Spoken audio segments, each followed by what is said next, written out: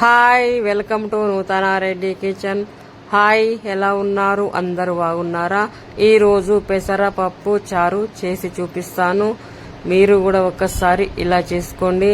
ఎండాకాలము వంటికి ఎంతో చలువ చేసే ఈ పెసరపప్పు చారును మీరు ఒకసారి ఇలా చేసుకోండి. నేనైతే పెసరపప్పును కుక్కర్లో ఉడికిస్తున్నాను. పెసరపప్పును 2 సార్లు కడిగి పెట్టుకోవాలి.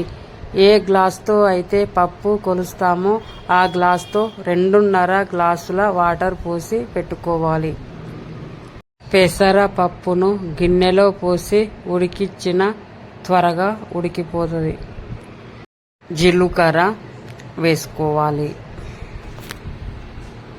అల్లం వెల్లిగడ్డ పేస్టు, పసుపు, కరివేపాకు వేసుకోవాలి. కొద్దిగా ఆయిల్ వేసుకోవాలి. ఇవన్నీ వేసుకున్న తర్వాత కుక్కర్ మూత పెట్టుకోవాలి. స్టవ్ ఆన్ చేసి కుక్కరు స్టవ్ పైన పెట్టుకోవాలి. 2 విజిల్స్ వచ్చేంత వరకు పెట్టుకోవాలి. 2 విజిల్స్ వచ్చిన తర్వాత పప్పు ఎలా ఉడికిందో చూపిస్తాను. కుక్కర్లో అయితే ఇంకా త్వరగా ఇలా ఉడికిపోతుంది. పప్పు ఉడికిన తర్వాత ఇలా కలుపుకోవాలి. పచ్చిమిరపకాయలు, ఉల్లిగడ్డ, 2 టమాటాలు కడిగి కట్ చేసి పెట్టుకోవాలి. కరివేపాకు, కొత్తిమీర కడిగి పెట్టుకోవాలి. ఈ ఉడికించిన పెసరపప్పులో వేసుకోవాలి.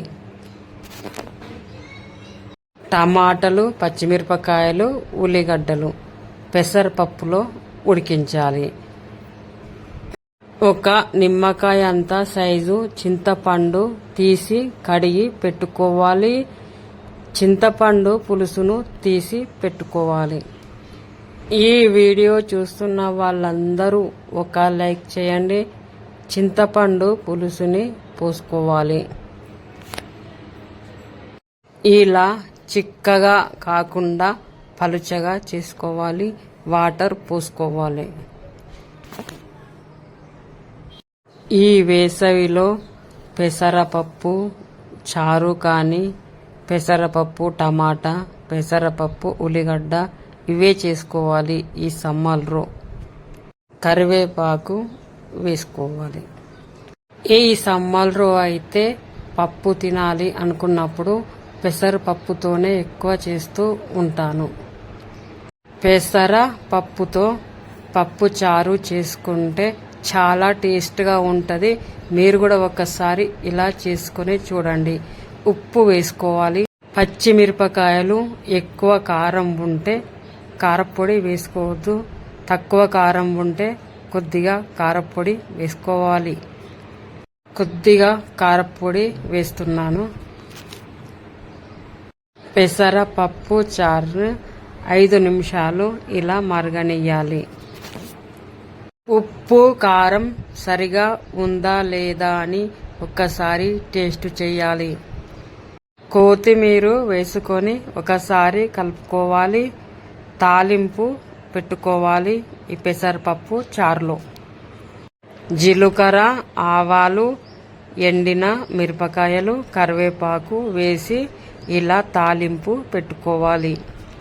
తాలింపు పెట్టుకున్న తర్వాత 5 నిమిషాలు మరగనియాలి. 5 నిమిషాలు మరిగిన తర్వాత స్టవ్ ఆఫ్ చేసుకోవాలి. ఇంతేనండి పెసరపప్పు చారు. ఈ ఎండాకాలంలో ఎంతో చలువ చేసే పెసరపప్పు చారుని మీరు కూడా ఒకసారి ఇలా చేసుకొని చూడండి. చాలా బాగుంటుంది. పెసరపప్పు చారు చేసుకోవడము చాలా ఈజీ అండి. ఈ వీడియో చూస్తున్న ప్రతి ఒక్కరూ నా ఛానల్ని లైక్ చేయండి, షేర్ చేయండి, సబ్స్క్రైబ్ చేసుకోండి, బెల్ ఐకాన్ని ప్రెస్ చేయండి. బాయ్ అండి.